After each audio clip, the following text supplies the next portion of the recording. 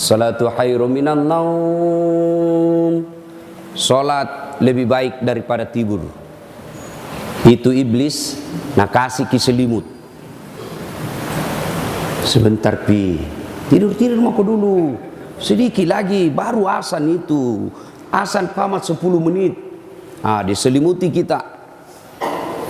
Kalau berhasil dikalahkan, alhamdulillah kita sudah ada di sini.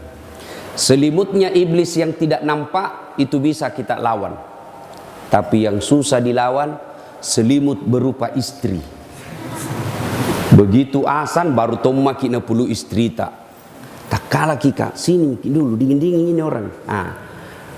Bebas. Alhamdulillah bapak bebas bisa datang ke masjid, bisa mengalahkan. Tapi bapak pikir setan menyerah? Tidak. Nagoda ki lagi sudah solat ini. Pegang ku HP-mu, pegang ku HP-mu, pegang ku HP-mu. Itu setan itu. Supaya kita tidak dengar ceramah dengan baik. Itu setan itu, bos.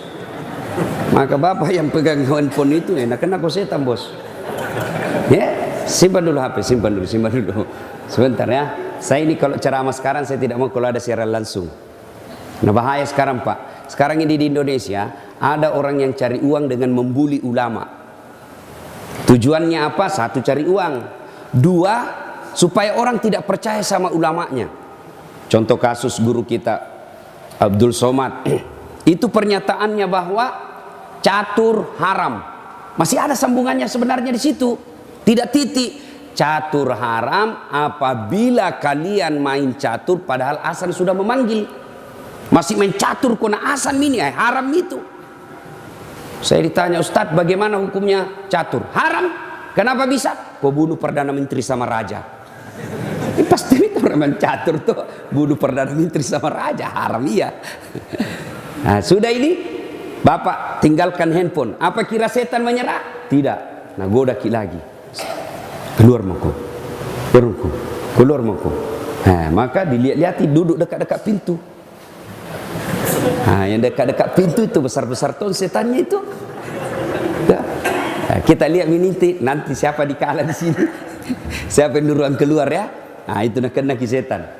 Coba pernah tuh nggak selesai ceramah tiba-tiba ada bapak-bapak bilang saya saku Ustaz. Kenapa? Dia bilang dari tadi muka kencing.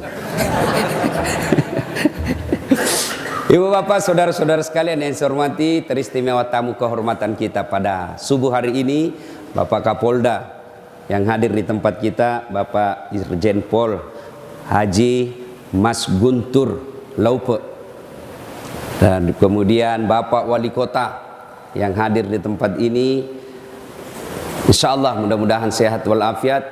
Bapak Ketua NU Kota Makassar, Masya Allah, yang jadi imam tadi. Saya perlu jelaskan anak muda. Ada pernah selesai sholat begini, malam Jumat mimpi masuk neraka. Tobah kita wah. Pergilah salat subuh di masjid. Berhijrah rekan ceritanya. Dia tobat datang sholat subuh. Ketemu Kak enak sholat subuh di masjid. Dia bilang, apa enak Ustaz? Aliran sesat itu tadi di masjid. Kenapa aliran sesat? Dia bilang, sampai subuh 3 rakaat. Aku bilang bukan 3 rakaat, sujud tilawan jo namana dongo. Karena kira 3 rakaat. Itu tadi itu sujud tilawah namanya itu. Pak Imam membaca surah As-Sajadah, kemudian di ayat 17 diperintahkan kalian membaca ayat ini kau sujud. Sujud bersyukur. Itulah tadi ayat dibaca. Jangan lagi bilang 3 rakaat, bukan. Pak Imam juga itu kalau seperti beliau tadi bagus, sebelum angkat diumumkan kita sujud tilawah. Akhirnya orang semua tahu, oh ini namanya sujud tilawah. Imam yang pandai membaca keadaan. Kadang itu imam biasa tidak tahu membaca keadaan, panjang, tidak jelas apa dia baca. Kan pernah saya dengar itu imam panjang, tidak jelas juga ada oh Al-Fatihah.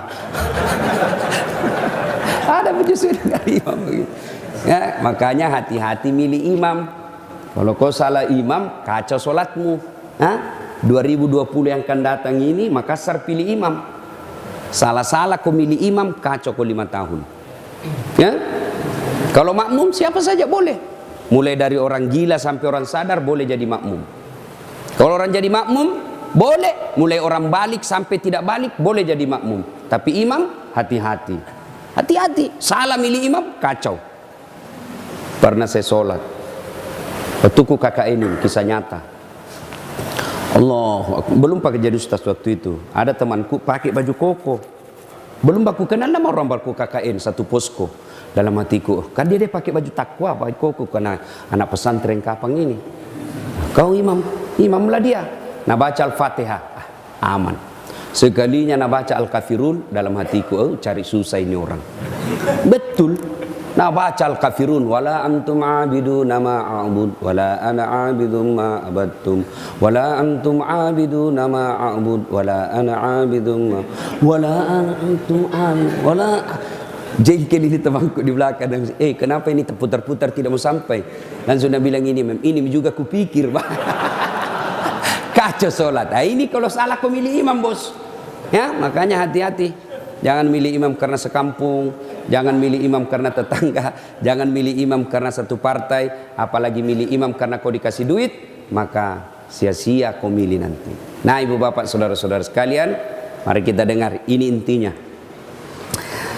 Suatu ketika saya pulang ceramah dari Jakarta, landing saya, aktif HP, masuklah WhatsApp 4. 1. Inna lillahi wa inna ilaihi raji'un. Siapa yang meninggal? Guru SMP ku. Selesai sholat subuh, masih sempat diskusi-diskusi begini. Tiba-tiba tidak enak dia rasa, digotong ke rumahnya, ternyata sudah arwah. 1. Pergi sholat subuh, tidak dipikir dia akan meninggal. 2. Bersamaan, inna lillahi wa inna ilaihi raji'un. Siapa yang meninggal? Teman SMP ku. Dia kasihan tugas apa itu? TV kabel. Rusak TV-nya TVRI di kampung. Pigo servis ki. Naiklah dia di atap. Dia tidak tahu ada kabel telanjang. Dia injak, terbakar, jatuh tak lanting sampai ke lantai 1, dari lantai 2, inna lillahi wa inna ilaihi raji'un. 3. Ucapan SMS lagi. Siapa? Suami dari sepupu saya, jalan beruang, pensiun. Dia bilang, yuk bu, kita pergi makan soto Banjar dekat kantor pos. Ada soto Banjar situ enak toh? Ya ada toh? Besok-besok kalau pergi ki ajak toh nggak? Itu? Innalillahi wa inna ilaihi. Kenapa dia bilang? Pergi dulu makan soto Banjar. Nah bilang suaminya, ayo mi. Suaminya bilang, kau mi duluan berdandan karena perempuan kan lama berdandan dari kita toh, kita praktis. Sudahlah, sambil menunggu istrinya selesai, dia keluar dulu dari pintu pagar rumahnya ke jalan. Itu ndak panjang jembatannya, ndak sampai 2 meter, terpelincir, jatuh, masuk ke got. Inna lillahi wa inna ilaihi raji'un. 3. 4. Temanku ngopi, kakak seniorku, cepat kok, ditunggu kok ini dekatnya Mall MP. Warkop apa di situ saya lupa. Teman senior saya di komunikasi. Coba, sudah situ, saya masuk sampai masih situ. Selfie, foto-foto dulu Ustaz. Kau tahu saya banyak fans Ustaz. Yang foto-foto. Sudah, tiba-tiba ada senior saya tidak enak dirasa. Pucat, saya lihat bola matanya, jatuh, saya lihat bola matanya dalam hatiku, tidak lama ini. Dibawa lari ke Kristalina. Tidak selang beberapa saat meninggal dunia. 4 contoh ini Pak, semua sehat. Tidak ada sakit. Tidak disangka bakal pulang jadi jenazah. Ternyata ajal kalau tiba saatnya pasti mati. Nah kita ini selia ini depanku muka-muka sakaratil maut ngaseng kan. Oh kemana? Pasti mati. Nah ketika sudah meninggal, coba makin lihat kenyataan dalam kehidupan kita sehari. Niat ngaseng itu grup WhatsApp tak? Ada sama grup WhatsApp tak toh? Sering dalam seminggu berapa orang inna lillahi wa inna ilaihi. Masih ketemu kah itu minggu lalu? Masih ketemu kah itu bulan lalu? Masih main futsal kemarin itu? Kalau tiba ajal, dah. Lalu begitu kita meninggal, paling yang masuk innalillahi, ikut belasungkawa. Yang paling menyedihkan saya lihat itu kalau dia cuma copy paste, malas makin mengetik, copy paste saja. Bahkan ada 3 jina huruf nak tulis rip das atlati. Coba maki, tiap hari kita temani ngobrol, tiap hari kita temani bercanda, begitu kita mati itu ji saja nak kirim rip. Ketika bapak sudah meninggal, sudah mi putus semua amal kebaikanmu. Diantarlah kita 3 itu yang antar ki dari rumah ke kuburan, 3 yang antar kita kata Nabi, 2 yang kembali, 1 yang temani kita masuk kubur. Apa itu? 1 keluarga. Ini keluarga. Ibu-ibu dengar ki bu, mana mau dulu waktu tak Nabi bilang suami tak, saya akan ikut kemana kau pergi, gunung kan kudaki, lautan ku lewati, masjid kau lewati. Sudah pas meninggal ki bu, suami tak mau masuk di kubur. Tuh ada temanku pergi tanah suci, nah sayang sekali istrinya meninggal, bengkak matanya. Baru Ustaz, ini rasanya tidak bisa hidup tanpa istriku.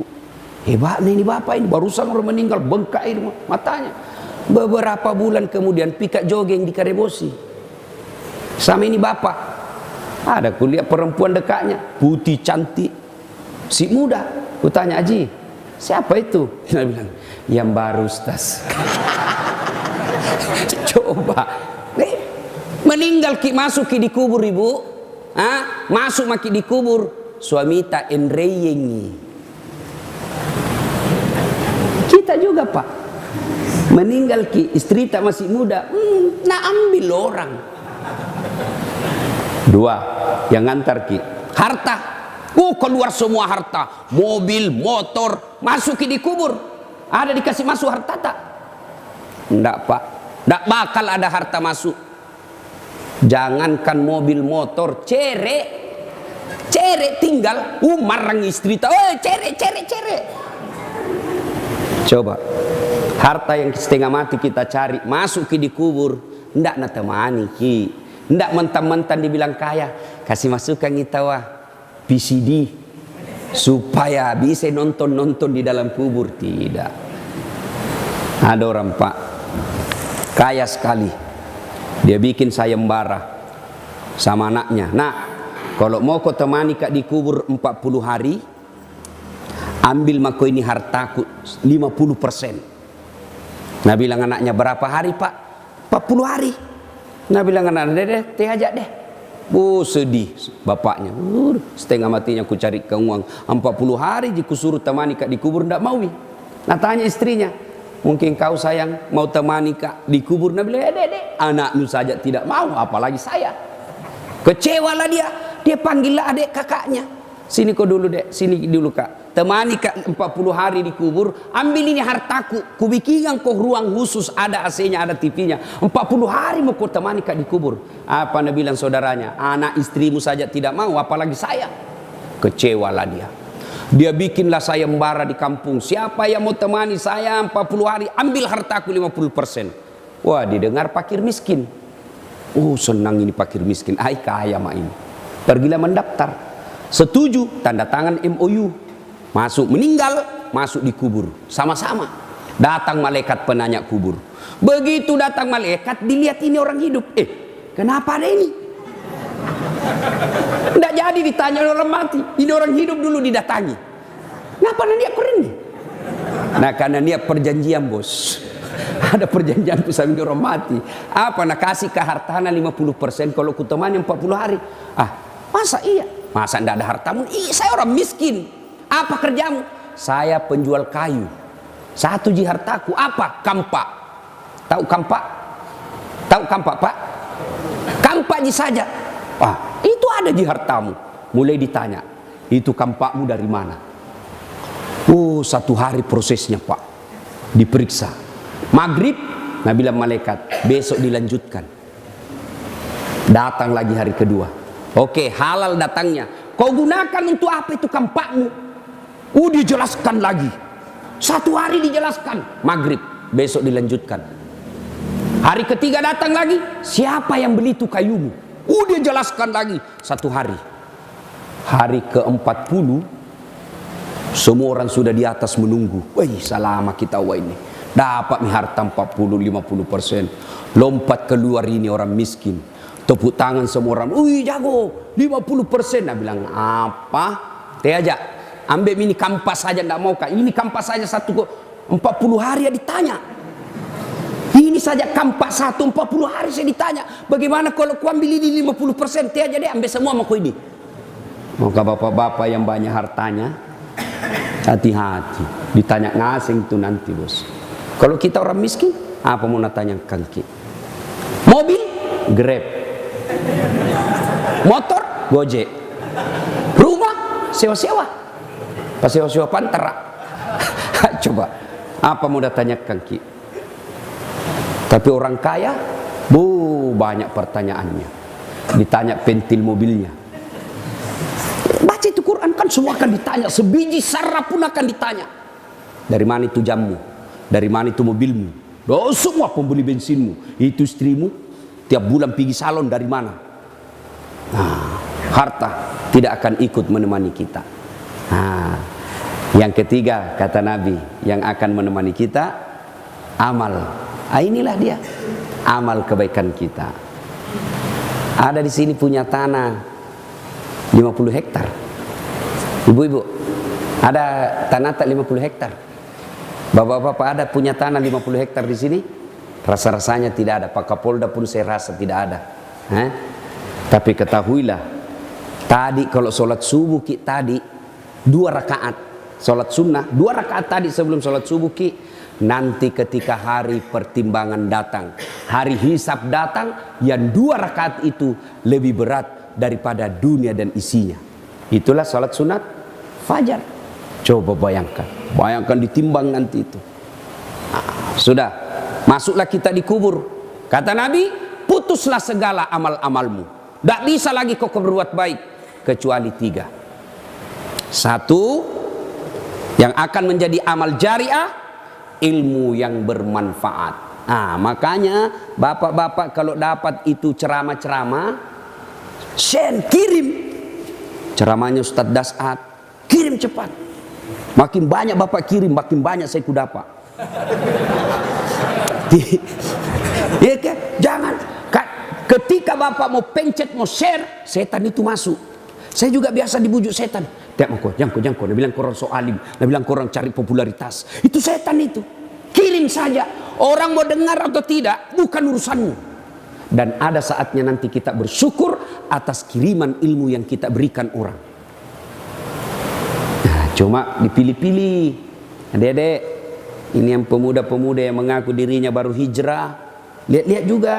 Kalau kita dapat ilmu dakwah, ceramah-ceramah itu di Instagram, apalagi berupa foto saja hadis, jangan ditelan mentah-mentah. Itu hadis itu ada penjelasannya dari segi huruf-hurufnya, ya, penjelasan dari apanya, asbabul wurudnya, kenapa itu hadis diucapkan.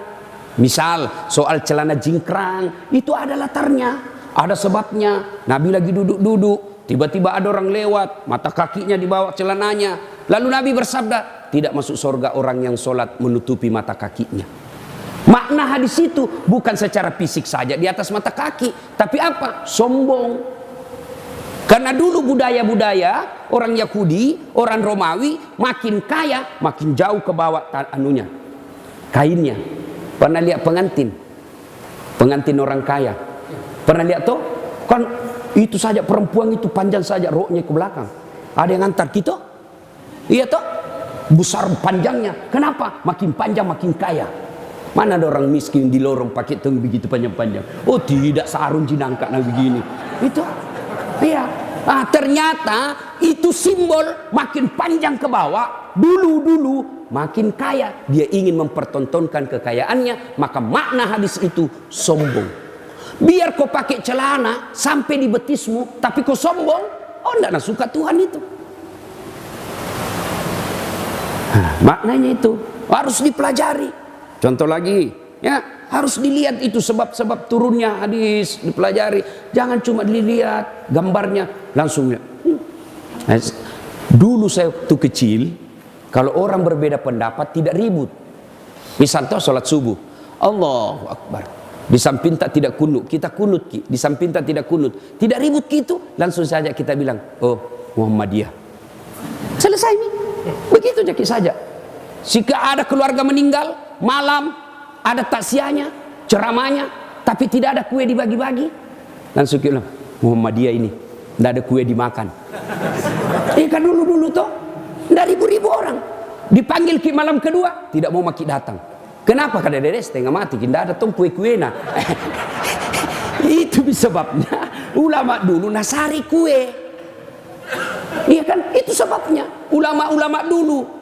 Bukan kan itu hadisnya itu bahwa orang yang tidak makan di rumah orang duka, kan dia bilang begini hadisnya, jangan kau menyulitkan orang yang berduka. Ya itu. Jangan kau tambah susahnya, mempersulit, merepotkan orang berduka. Nah, itu teksnya. Tapi mana yang disebut merepotkan? Ini perlu perbedaan pendapatnya ulama. Yang disebut merepotkan, dikasih kau air gelas, kau minta teh botol. Itu merepotkan itu. Tapi itu kan kalau kita taksiah sekarang ada semua yang bawa kue, ada yang bawa jalan kote, ada yang bawa apam. Ya sampai makan sendiri bawanya. Tidak apa-apa gitu. Ya, ini ilmu yang bermanfaat. Jadi adik-adik, ilmu yang bermanfaat itu Bapak Ibu, itu yang akan lari terus amal tak. Meskipun kita sudah di alam kubur, melari terus.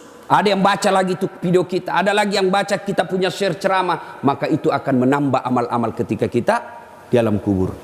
Yang kedua, pembangunan yang bermanfaat. Misal nalewati rumah tak, masjid, tanah tak, nalewati orang, jelek sekali nih kalau bilang mi, ambil mi tanahku ini 1 meter supaya lurus ke jalan ke masjid. Selama jalan itu dipakai orang, selama itu Bapak dapat kiriman amal. Jangan malah ambil tanahnya orang. Yang kadang kala membuat kita bertengkar itu tanahnya orang diambil. Bagaimana caranya? Bikin pagar curang. Ada tong itu biasa bikin pagar curang. Bagaimana caranya? Pertama patoknya di luar, kayunya di dalam. 3 bulan kemudian dia perbaiki pagarnya, kayunya di luar, patoknya di dalam. Bikin lagi kamar begini lagi. 1 tahun bikin kamar, pagar, nak ambil tanahnya orang 0,5 meter.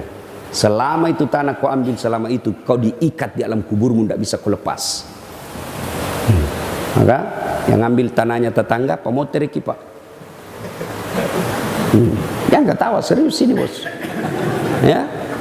Yang ketiga, yang terus mengalir ketika kita sudah di alam kubur, anak yang soleh dan soleha. Begitu Bapak Ibu meninggal, siapa doakan kira-kira? Anak tak, teman, itu mi tadi di Facebook, di WhatsApp, Nabila saja rip, itu mi. Saudara tak, belum tentu nak doakan ki. Saya ini contohnya, jarang sekali kau doakan saudaraku. Nak minta pi, itu juga kalau saya tidak lupa. Doakan nggak dia, aku lupa lagi, sebentar pi. Coba. Tapi siapa yang selalu saya doakan? Ibu bapak saya. Setiap selesai sujud, ibu bapak saya doakan. Maka Pak, didik anak dengan sebaik-baiknya. Gimana cara didik anak? Jangan kasih makan uang haram. Jangan kasih makan uang haram. Itu Nabi sudah jelaskan. Kalau sering kau kasih makan uang haram anakmu, maka jangan kau heran ketika dia besar selalu berpikir yang haram-haram. Ini perut, jangan pernah cemas. Kau lihat itu ulat, tidak ada kakinya, tidak ada tangannya, tidak pernah kursus, tidak ada sertifikatnya, tidak sarjana, bisa hidup dalam batu yang sangat keras. Siapa yang punya urusan itu kasih makan itu ulat? Saya Tuhanmu yang maha kaya. Masa mati kelaparan? Mana ada dari Makassar ini mati kelaparan? Tunjukkan saya kalau ada orang mati kelaparan. Maka jangan cemas soal perut, Allah punya urusan. Ya, jangan pernah cemas. Yang kita cemaskan kalau anak tak tidak tahu ngaji. Yang kita cemaskan kalau anak tak tidak tahu tata krama, akhlak. Begitu biar ilmunya tinggi tapi akhlaknya kurang, tidak ada gunanya. Anak-anak sekarang cerdas-cerdas. Jangan makin cemas soal otaknya nak tak. Pintar-pintar itu anak-anak sekarang. Saya saja kalau balas WhatsApp, saya pegang itu 2 tangan itu HP ku masih salah ketik. Itu anak-anak kamen nih pak. Bawa motor sambil balas WhatsApp. Pintar itu anak-anak sekarang, Pak. Coba makin lihat itu anak-anak, Pak. Ndak nalihat itu sambil cerita balas soalnya. Itu otaknya anak-anak kita sekarang cerdas. Ndak usah cemas. Yang kita cemaskan akhlaknya. Satu kurangnya itu anak-anak sekarang. Kurang ajar lagi. Akhlak, ajari akhlak. Saya masih ingat waktu saya kecil, kalau pikir pinjam gula, kan dulu waktu tak kecil itu tidak ada istilah beli kalau tetangga, barter. Pikir pinjam gulanya itu tetangga, nah ada tamu habis gula pasir. Nah ajari gitu mama tak. Nah kalau bicara ko, tudak ko yolo nah, tudak ko yolo. Ajak mu tetong, duduk ko dulu nak, jangan ko berdiri bicara, kurang ajar itu. Dulu diajarkan. Sekarang siapa yang ngajar anak tak? Siapa yang ngajar anak tak sekarang? Orang tua nak tidak. Siapa yang ngajar anak tak? Handphone. Siapa yang ngajar anak tak? Televisi. Orang tuanya ndak mengamuk anaknya, langsung nak kasih HP. Ini nak, main game ko. Karena mamanya juga sibuk main game. Cek makkala.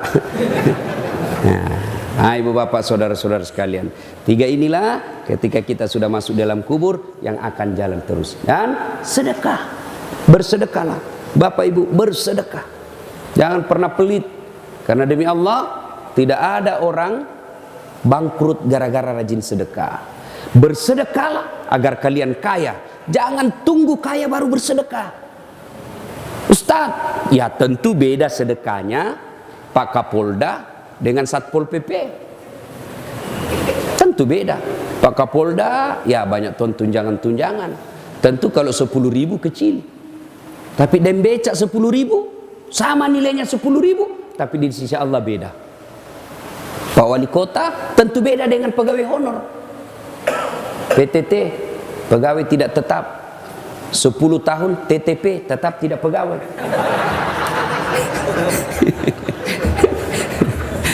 Tentu beda bos. Sedekahlah, bu ibu bersedekah. Dan minimal sedekah, tidak ada duit, tidak bisa beli semen. Sedekah apa? Sedekahlah dengan akhlak. Jangan ganggu orang. Kalau kita tidak bisa kasih sedekah tetangga tak dengan duit, sedekahlah dengan apa? Jangan pernah ganggu dia. Sedekahlah dengan apa? Musikmu jangan ganggu tetangga.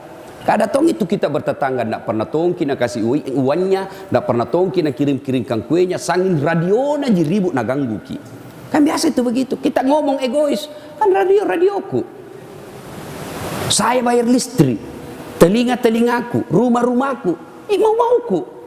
Nah bilang tetangga tak cocok mi. Rumahku, dinding-dindingku, pintu-pintuku, telingaku. Kenapa musikmu masuk di rumahku? Nah, ribut maki.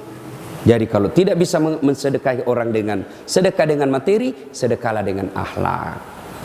Nah, termasuk sedekah ini kita ajak orang datang untuk sholat subuh berjamaah. Alhamdulillah. Ibu bapak saudara-saudara sekalian, inilah tausiah kita, mudah-mudahan ada manfaat. Terima kasih Pak Kapolda. Sepanjang perjalanan saya di Sulawesi Selatan, baru Pak Kapolda sekarang ini kita merasa betul-betul akrab, dekat ya. Beliau di WhatsApp tidak lama ada balasan. Bangga tong kita kalau Kapolda balas WhatsApp tak.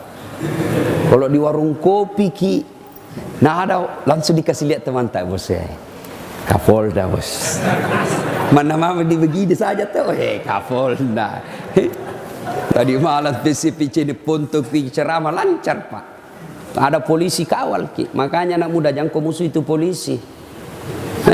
Hilang motor nu, siapa nu cari? Bu Imam, ndak ada apa ki? Siapa dicari? Polisi, maka jangan musuh itu polisi. Kasihan itu, kita kira enak itu jadi polisi pak. Polisi ini paling susah hidupnya.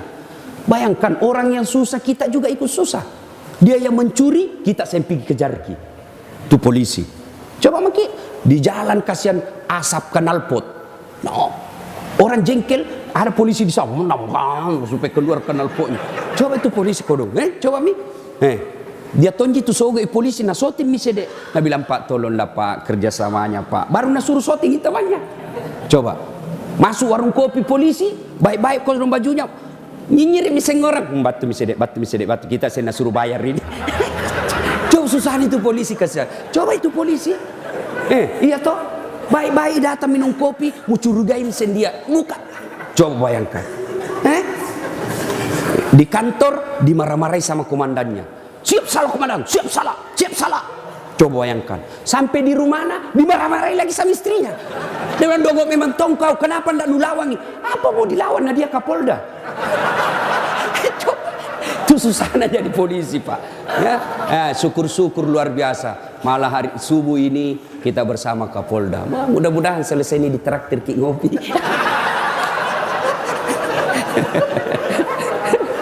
Alhamdulillah. Inilah senangnya kita, Pak, kalau pejabat kita datang sholat berjamaah. Alhamdulillah. Ada Pak Wali Kota. Kalau ada yang malas camaknya, lurahnya lapor sama Pak Wali Kota. Ini sambing.